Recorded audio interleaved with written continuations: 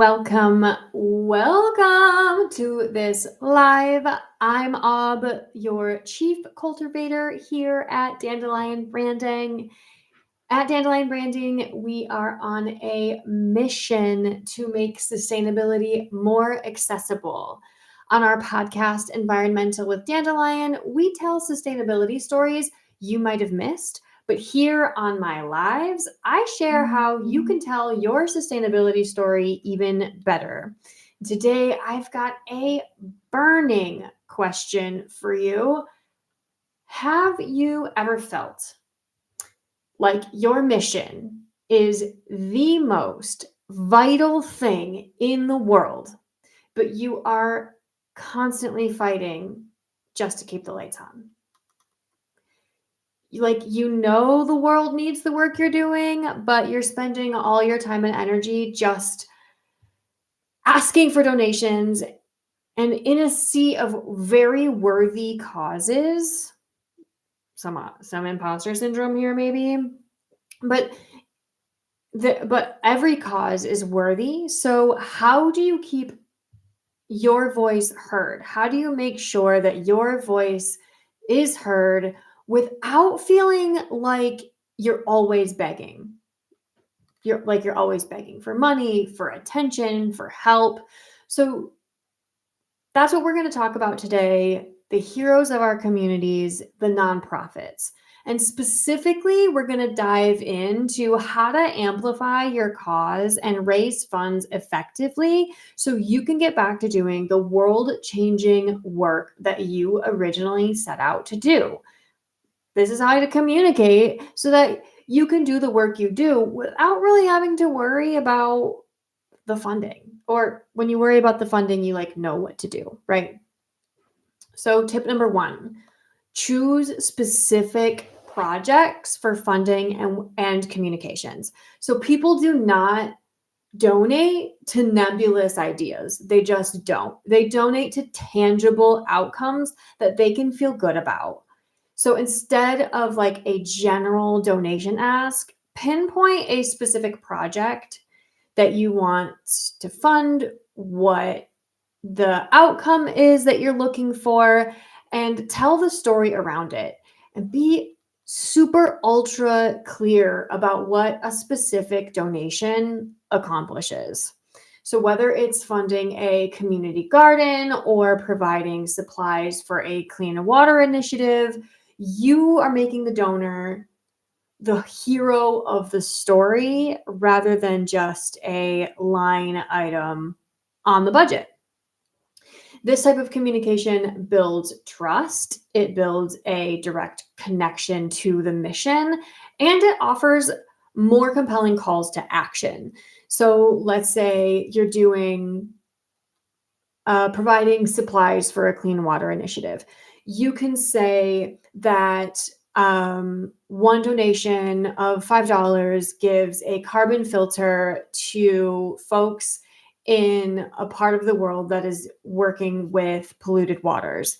And you can tell the story of the polluted water. You can tell the story of the people it's helping. You can tell the story of how the filters came to be, who the filters are manufactured by. Right there, I think that was 5 different pieces of conversation or pieces of content around the one story that you're telling.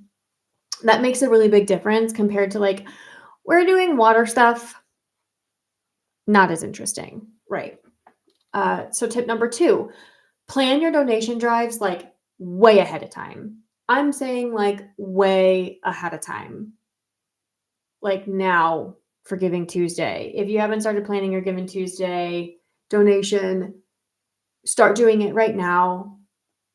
If you don't have time to do it, don't try to rush it. Why?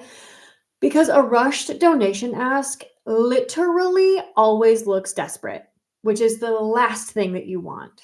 A desperate nonprofit doesn't get paid. They don't get funding because people don't trust it. People think, oh, why are they so desperate? Why are they looking for money? Why don't they have funders?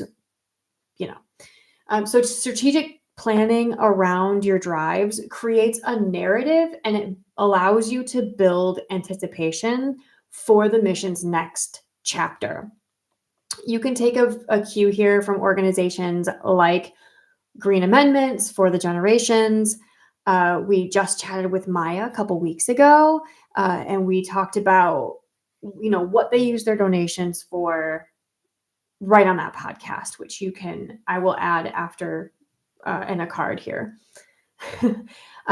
They are super duper clear about when they need donations, what the purpose is for, so that supporters feel like a genuine part of the Green Amendment's journey. And because they're spending time planning their drives, they're able to use product sales to make connections that will help support their brand long term. Tip number 3, share all the time, not just when you need money.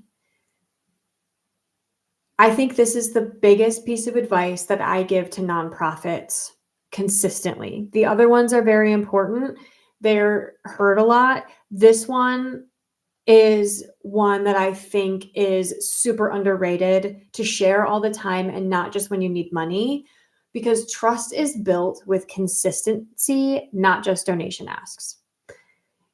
To get funded, your audience needs to be invested in your work. It's like when you have a friend and that friend is always hitting you up for $5 and you're kind of like, bro, are we even cool? Like, do you just think I'm made of money? You do not want your people to feel that way. So if you're a nonprofit, offer regular updates on small victories. Actually, this doesn't go just for nonprofits. This goes for every single company, whether it's a sale or not. But here we're talking about nonprofits.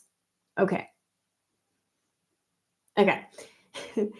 Share small victories, the challenges that you're facing, and like the progress that you're making day to day. This helps you build a loyal communicate. Wow, this helps you build a loyal community of advocates who feel like they're part of your mission, right? Like if you're sharing day to day, your advocates can share the day to day of what you're doing. They understand what you're doing and they can communicate it better to bring in more advocates for your company. Change.org does this very, very well. And they allow nonprofits and folks that are creating petitions to do updates and keep these updates done very well. We're following deep sea mining. We had our friend Farah on a while back, and we've just like very consistently updated on international deep sea mining updates. And we get a lot of our information through change.org because they consistently keep their community up to date about all the causes that the community signs up for, that they care about. And they build this this loyal and local following that is very ready to act. Change.org is a fantastic example of updates, of giving updates. They're great. So tip number 4, this is a very constant one, but this is a very consistent thing, but it's often ignored. So I'm going to say it here. Offer ongoing donations that are automatic as an option. Sure, one-off donations are great, but ongoing contributions provide stability. They provide a predictable revenue stream that reduces the stress of constant fundraising. So you want to have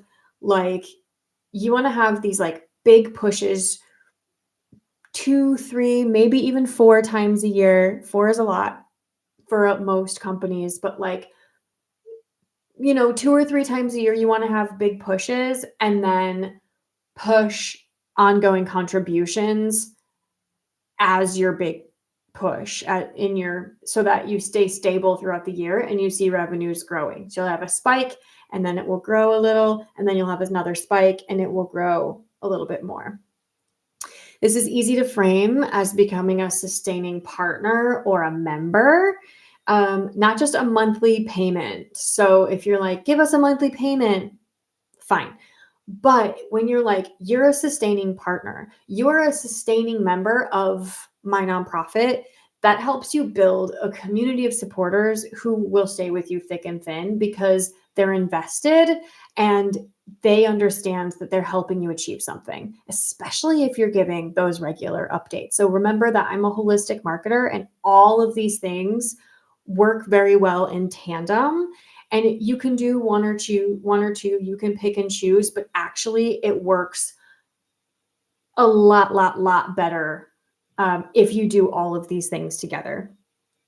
The company that we work with that does this very well is the pollinators. They are our 1% for the planet monetary, like we're a sustaining member of their that company through 1% for the planet. They're called the pollinators. They do this very well. They make it so easy and seamless for people to support them long term that I like regularly have to check to make sure that we're still sending them money. Right. So they're great. They're fantastic.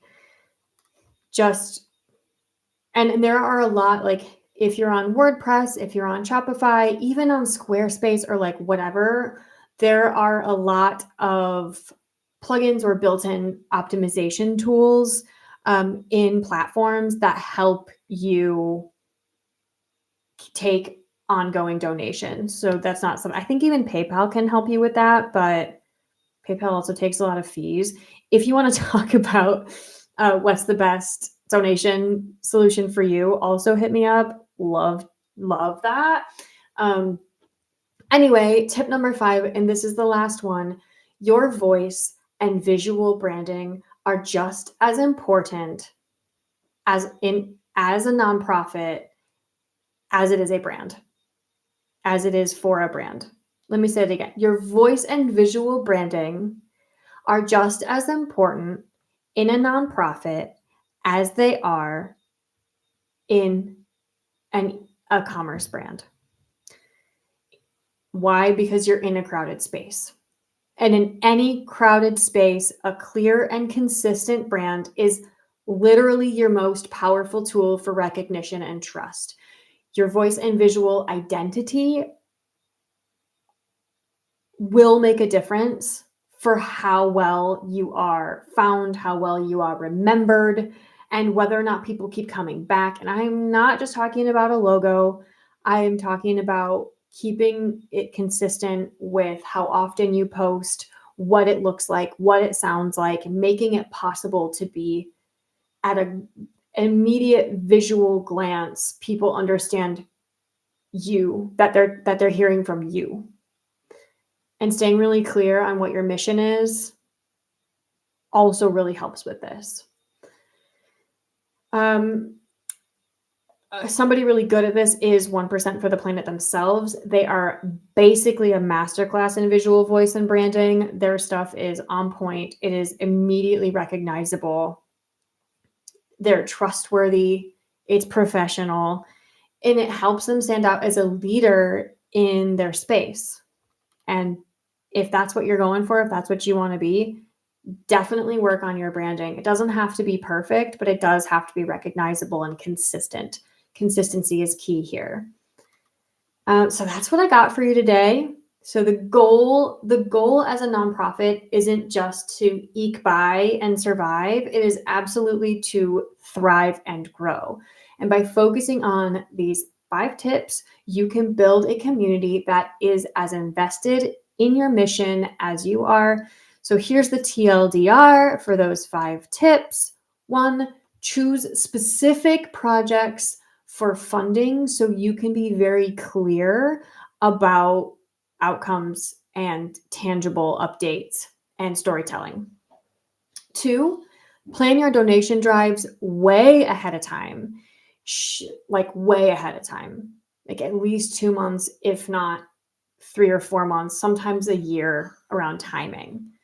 3, share all the time and not just when you are needing money for your company. Share those little updates.